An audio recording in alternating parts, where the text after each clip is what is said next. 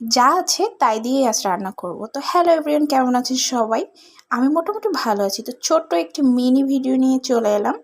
তো আজকে ফ্রিজে তেমন কোনো তরকারি ছিল না, যে গরম পড়েছে বাজার করাটাও অসম্ভব হয়ে দাঁড়িয়েছে। তো তার জন্য এখানে কাঁচকলা ছিল কয়েকটি, কাঁচকলা আলু কেটে নিয়েছি আর মাছগুলো নিয়ে নিয়েছি।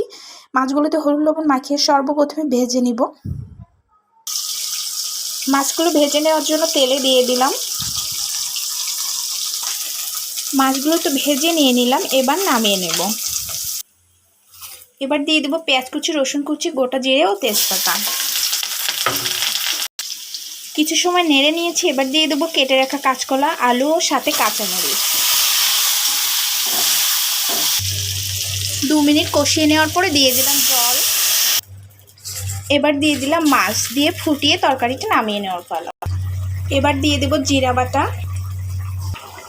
এবার তরকারিটা নামিয়ে নেব। তরকারিটা নামিয়ে নিলাম। তো টাটা।